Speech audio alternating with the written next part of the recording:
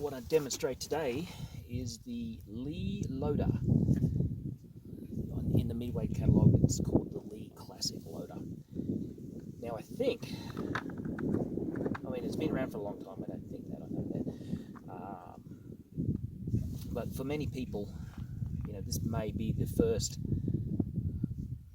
choice as far as to get into reloading.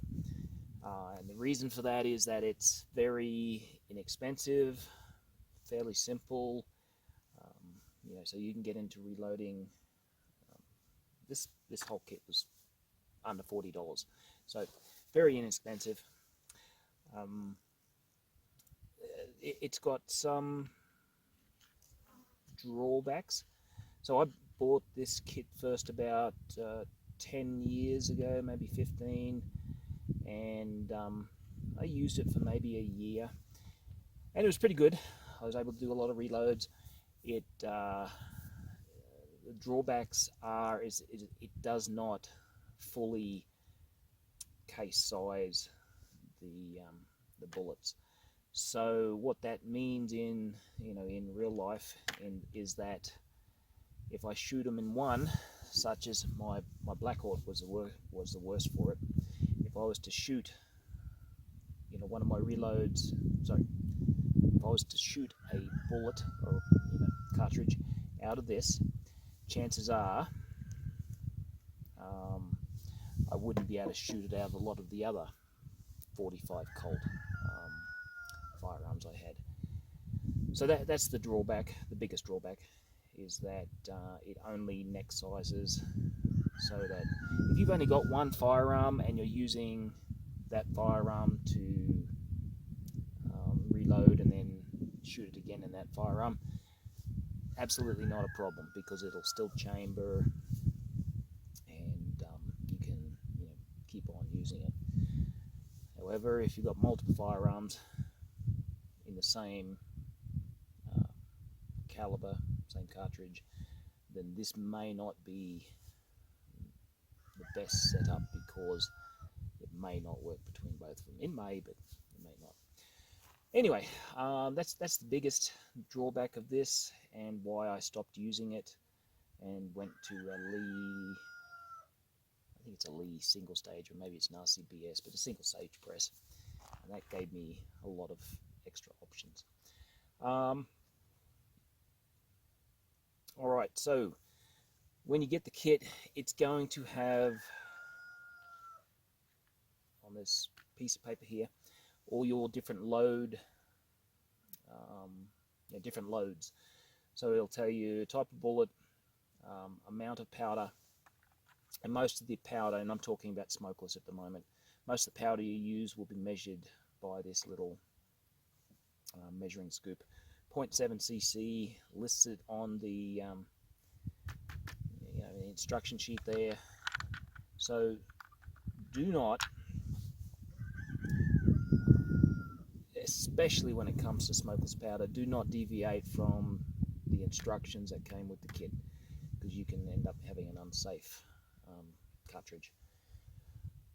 Today I'm going to demonstrate two of my most common loads, and but I'll be using black powder to reload with. So it's a little bit different, and there's no black powder recommendations on this list. It's all smokeless powder. Directions over here, and I'll try to follow them as closely as I can. And yeah, anyway, so in the kit comes with a depriming tool, little pin on the end, and this is also used for depriming. It's got the hole in the bottom so the primer can pop out. And this one, you can't hardly get it out, big fingers. This one is it's a priming tool, so it's used for putting the primer back in, and it's also I'm not sure what you call this, but the cartridge sizing, the actual cartridge overall length, coal, this is used to adjust where the bullet sits in the cartridge case to get your correct length. And that's actually really important, especially in the 45 Colt, that you have a good length. And this one here is a flaring tool that's used to open up the neck of the case so that you can easily fit the bullet into it. And finally you have a ramrod. Now, I tried one of the other disadvantages of this kit, and you're going to see that now, is that it involves using a hammer and actually hammering on things like, you know, primers and all sorts of, you know, bullets. And anyway, so that was a little bit disconcerting, but you can see right there in the directions that's what it says to do. So, you know, and as long as you're doing it, you know, with this kit as it's you know, included, you shouldn't have any problems. I have only ever had one primer explode prematurely when I was using this, and it was when I was using a wooden dowel instead of a steel ramrod. So yeah, so you know, and maybe there's a couple of reasons that could have been caused. I noticed this steel ramrod has a little dimple in the end. Maybe that's meant to prevent accidental discharge of the primer while you're hammering on it. But anyway, the only time, and it's only been once, I had when I was actually not using the steel one that came with the kit, I was using a wooden one. And anyway, so all right, I'm going to be doing 2 loads. First load is probably going to be a more traditional, oh, I forgot this bit. This is a sizing die, so it neck sizes, and you know, so it shrinks in the case a bit for the neck, and then it's also a crimper, so it's actually the crimping die. So I'll be using this a couple times. All right, without any further ado, let me see if I can follow these directions and get myself a case reloaded. All right, so that's gonna go like that. This is the desize. Actually shows it in the picture. It shows it being up like this, and that'll definitely work. But multiple times I just used it like that, and that's worked as well. So you want your deep priming pin right in the middle there. Give it a couple of hits. Don't need to give it much, and the primer is now out. It's also probably a good idea. I got it back on the reloading bench, but there's actually a little, like a miniature wire brush that you can put down in the primer pan area to clean that out, but I don't have that at the moment, and it didn't come with the kit, so let's see if I can make do without it. So I've done that, deprimed. Now drive the case into the sizing die. The case must be lubricated. All right, here's my lubrication, a little bit of WD-40, probably a little bit of light machine oil would be better. And the side that you use for sizing the case has actually got a piece. What's the word for the rim? You know, it's pretty obvious. There's a piece where the rim's supposed to go on this side, so it's pretty obvious. And there we go. That was actually a lot easier than it has been in the past. So I've got that sized, and now, oh wow, so they're saying, according to the directions, normally I would actually drive that out first, but they're saying put a primer in here. This is step number 3.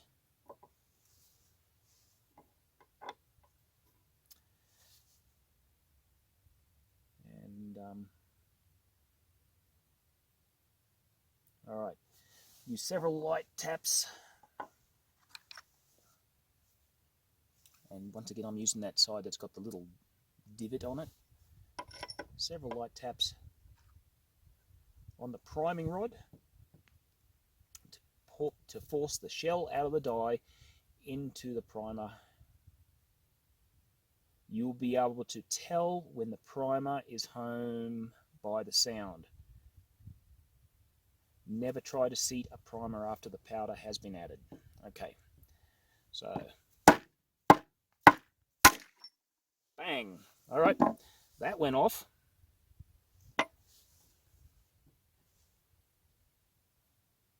Yep. All right, so like I said, that is the second time that has ever happened to me. And this time I'm using the metal. I'm going to drive that primer out again.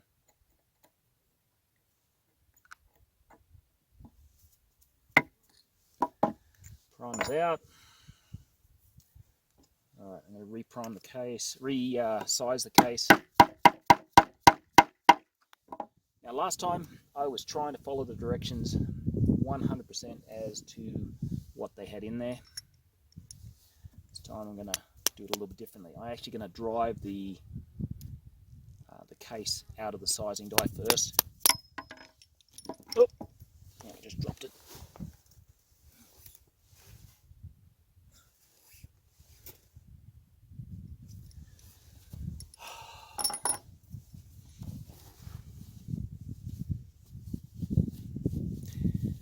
So when I first started using this, I definitely had a lot of damaged cases, things that, you know, I made mistakes on or whatever, and so I ended up ruining a lot of cases, made a lot of bad cartridges.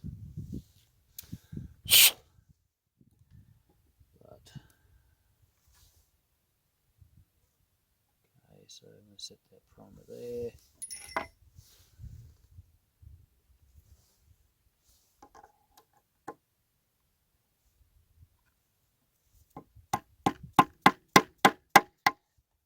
So you notice this time I didn't actually use the ramrod to start with. I put the primer down and use the hammering on the sizing tool to actually set it. And that is nearly perfect. There's a little tiny bit of, I can feel the primer a bit, but that is almost perfectly flush, and that's what you have to aim for. So I think my method's better.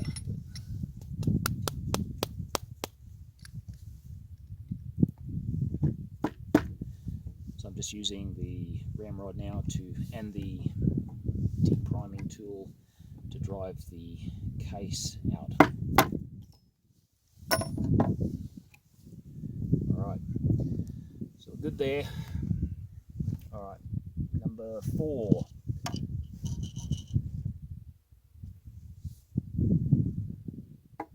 Place the tool on the decapping chamber. Alright, so that's what I just did. Sizing tool, capping chamber, and I knocked it out. So 5. Tap the flaring tool into the case mouth. You want this down here, because there's a gap underneath that helps you prevent setting off the primer.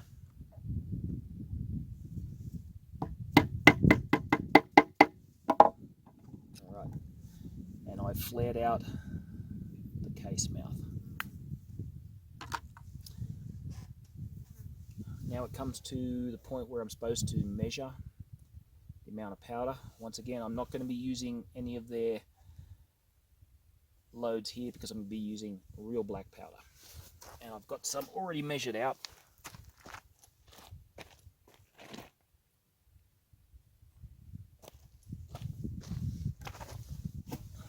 Such as this here. Oh, wrong one.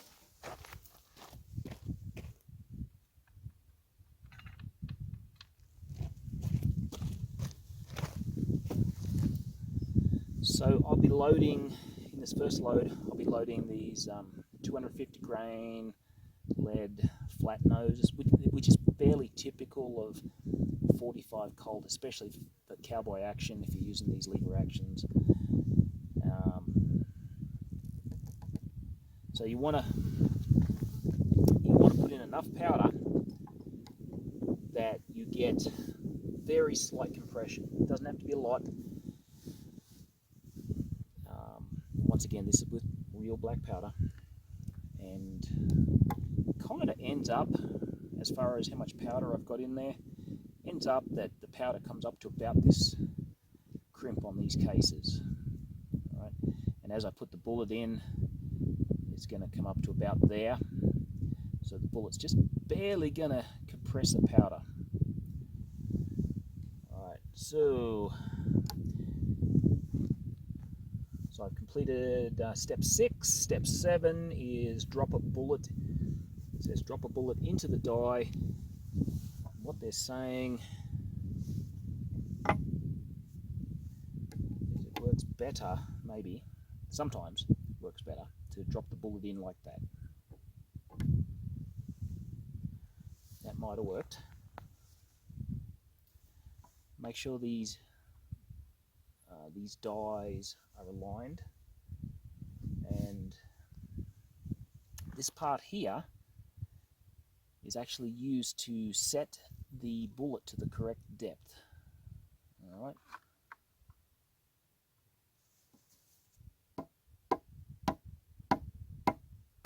Tapping it down. There's going to be somebody ask me, how much black powder did you use? Honestly, I almost guesstimate, but I do have a scooper. If I was doing a lot of these, I do have a scooper made from a 45 ACP case, and that 45 ACP case filled with black powder is almost the exact amount that I need to make these cartridges here. Alright, so they've got that set to the depth I need it, and it's just a matter, I could actually go down a little bit more on that. You see the line there, I want it down just maybe a 1/16 of an inch, 1 millimeter maybe, so I can use this here, undo it, then do this up, the other way, do it down, tighten it back up. That should give me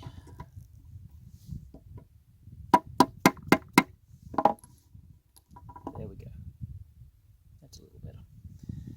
So I'm aiming for, with these bullets in particular, I'm aiming for the lip or the neck of the cartridge case to align with that top groove, because that gives a very good crimp onto the bullet. Alright, so I've got that there. That is step 7. Alright, gives you a caution there. I followed instructions. Make sure the case is inside this, what do they call it? Decapping chamber. Make sure it's inside that when you do this. And the same for the next step. When I did this, I had it in the decapping chamber. So I did that right. And then finally, I need to be able to crimp the neck of the case, which is this piece here.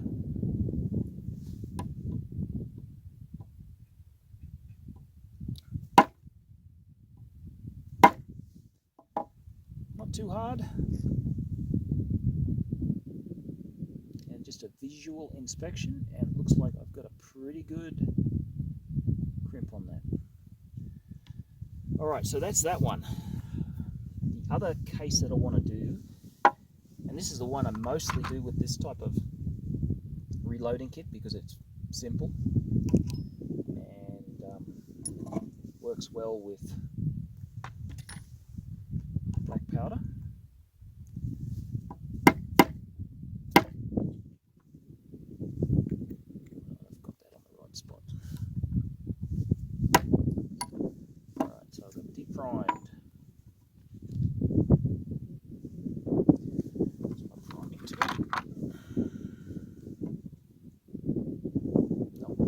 Size it. A little bit of oil, a little bit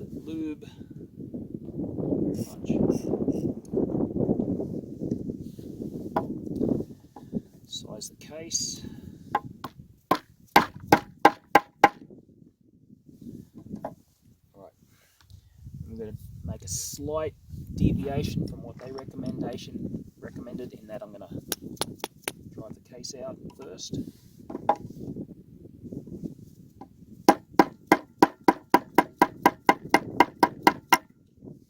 Okay.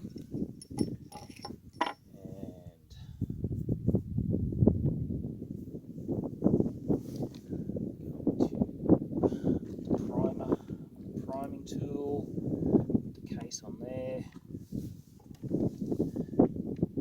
I think this just helps it align better. Alright, then I'm going to hit the case. This is the sizing tool. So it kind of drives it back in, but I've definitely got it aligned before I do that. I feel the bottom of the case, and that's nice and flat. I don't feel any lumps from the primer, so that's good. I then have to drive the case out without setting off the primer, and I do that by using this depriming tool. There we go. A little bit of a clean. Wipe it off my jacket. And now I need to use the flaring tool. Check that I got that right.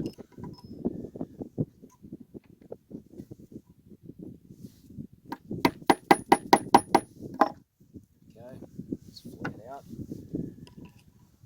And I've got another measure to come out.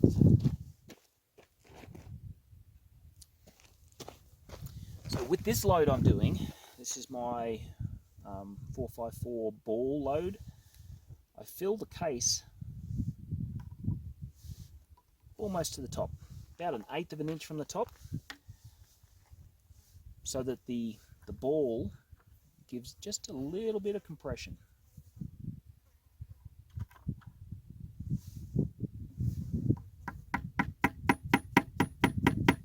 Tap that down, get it started.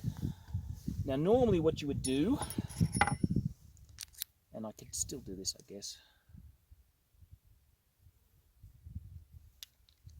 this is your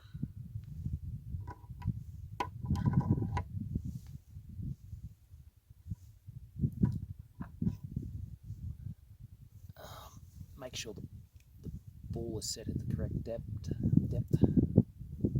See what I'm doing there? I'm just adjusting that out. Hopefully we'll get it to the right.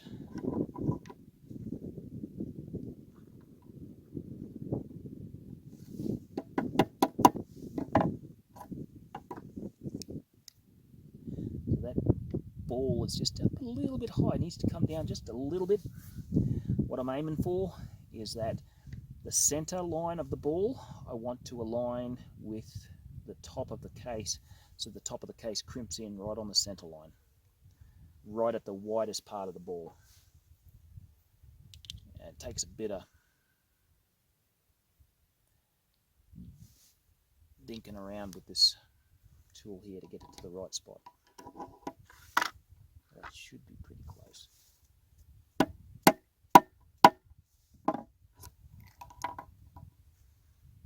There we go. I think that's right. And now I'm only left with crimping.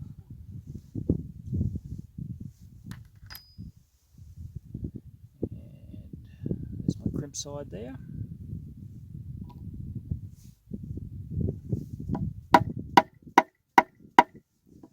The light taps. A little bit more.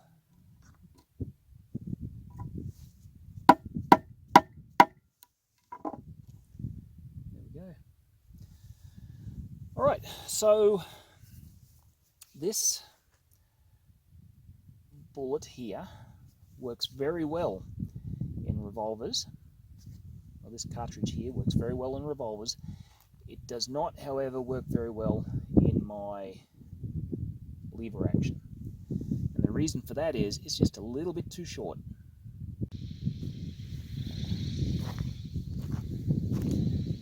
Okay, so I just want to finish off this reloading video using the Lee reloader. So I've got 7 of these round ball 454 round ball cartridges that I like to make. This would be something typical of what I would make a lot of the time. And I got a few of these 250 grain lead flat nose. So, both are very handy cartridges. Let's see, first off with these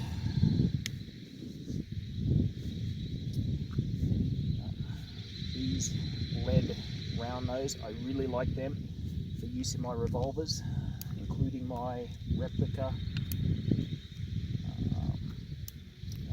revolvers with conversion cylinders, just using black powder and a 454.454 round ball. Make a very good cartridge for those conversion cylinders in my replica revolvers. These do not make a reliable cartridge for use in my lever action. This will possibly work, but these, let's see if you can see the difference here in the sun. So the 250 grain lead flat nose is substantially longer than the round ball, and so it's very close to the cartridge overall length coal, and that's important mainly for reliability in this lever action anyway. So if you're using the magazine, you may or may not get reliable loading. That loaded fine that time, but that doesn't always happen. Okay, but if you do need to use these things and the magazine's not working for you, there's no reason why you can't just throw it straight in there, and that is that works just as well. So it can be used in the lever action, but just don't expect reliability. So this may not be good for cowboy action shooting because it may not reliably load up through the magazine. Okay, so I will, however, load these up first. I'll get it in the magazine.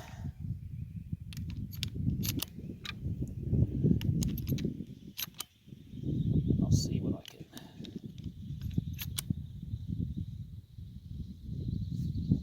Got them left over.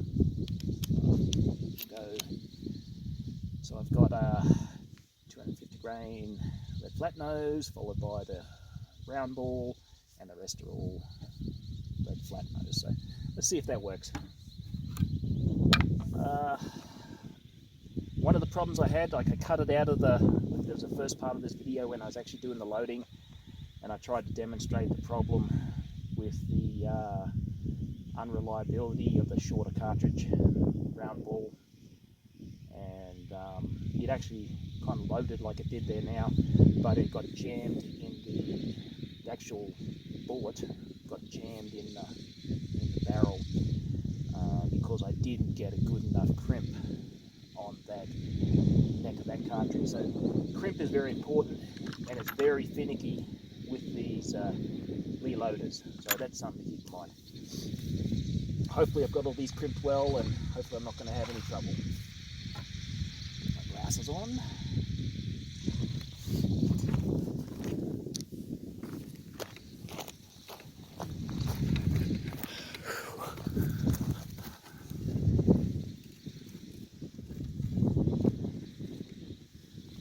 Earplugs in, glasses on.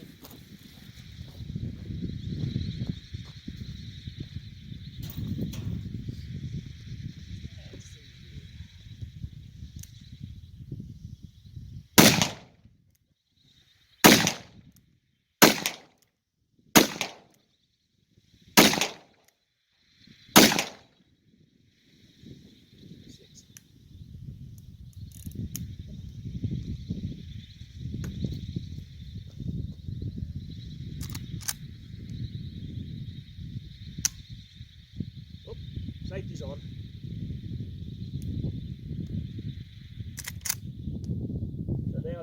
round ball.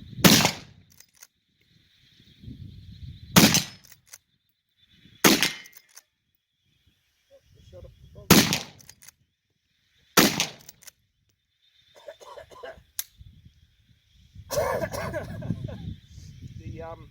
The wind's blowing right at me, and the black powder smoke is coming right back and choking me. That's still alright. What happened to that one? That